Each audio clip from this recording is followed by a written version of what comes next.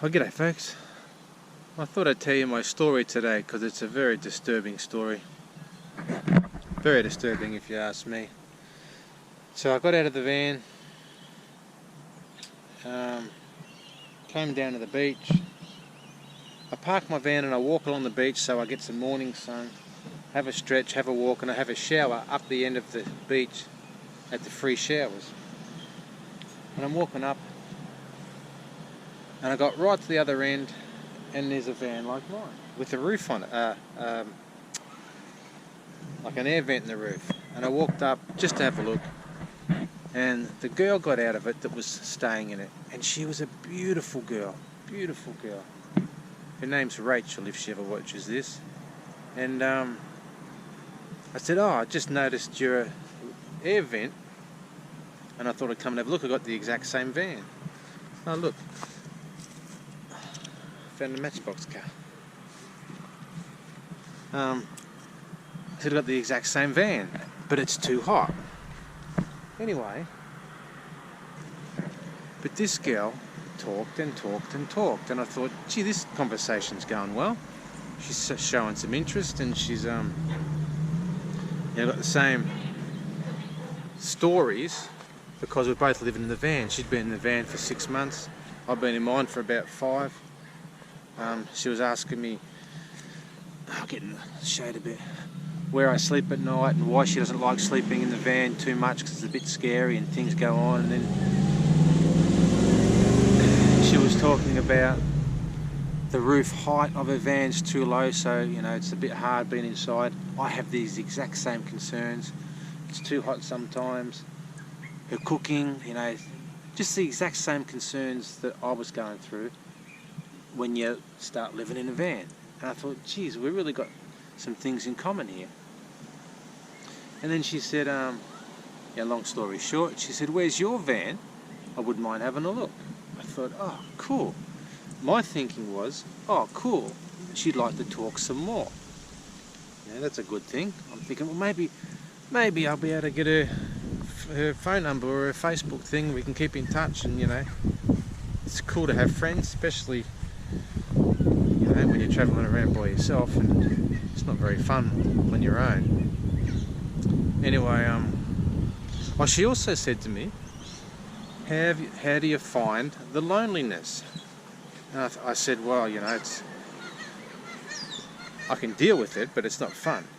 She said, yeah, I'm the same. Anyway, so we go for a walk to my van, and I'm not even thinking much about my van. I'm just thinking I'm enjoying this talk. And then I got to my van, which is here,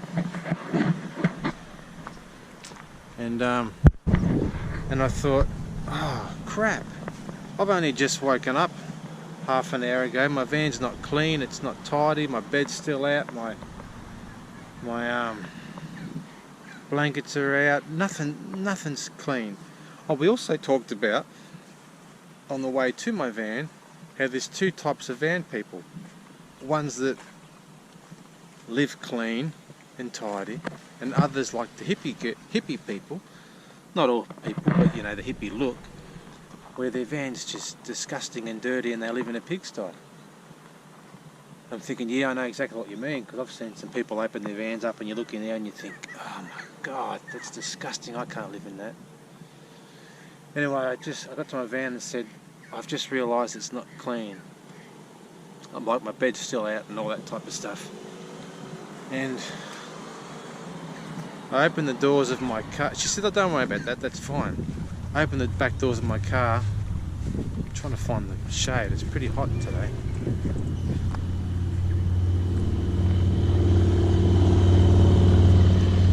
I opened the back doors of my car and she couldn't leave fast enough. I've never seen someone so turned off so quick. And I'm thinking, oh my God, maybe I'm one of these disgusting people that lives in their van.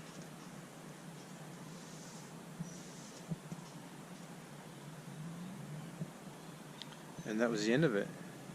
She looked and she said, how do you sleep in that? It's like sleeping in a cocoon. Because I've got my mountain bike on one side and I've got my bags on the other. And I had my cooking stuff out on the table, and my blankets were still out. Like, nothing was clean, but I wasn't expecting to show it to anybody. And she just... it's disappointing. And I still hadn't had my shower, so I'd walk down the other end to have a shower. So she knew that I had to walk back down again anyway to have my shower. And she looked around and she said, all right. You know, she talked for a little bit, but you could tell she was disgusted. And she said, well, I hate to love you and leave you, but I've got a lunch appointment and I've got to go. So she walked back down to her car by herself, and I walked back down to the showers about 100 metres behind her, because it's just weird otherwise. And I thought, bloody hell, she finds me disgusting. And maybe, just maybe, I'm one of those disgusting people that live in their vans. I'll show you the back of my van, and you can decide for yourself.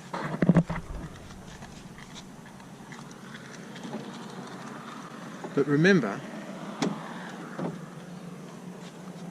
nothing's clean, and I wasn't expecting visitors. And I just got out of bed. And this is what it looked like.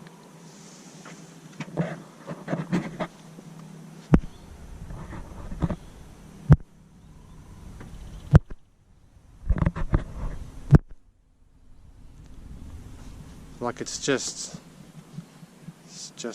what it is.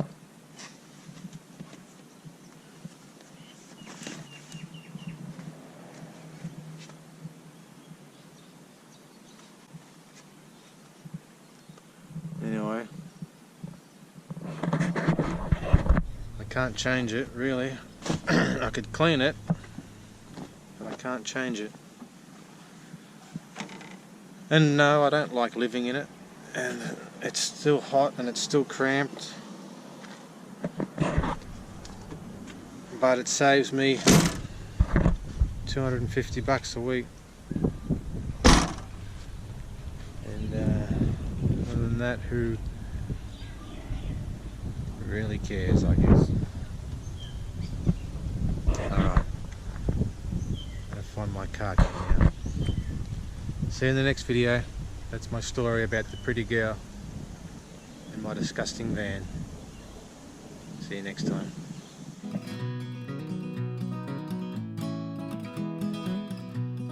Don't forget to give the video a thumbs up, hit the subscribe button, that way you'll get notified to all my new videos when I upload them.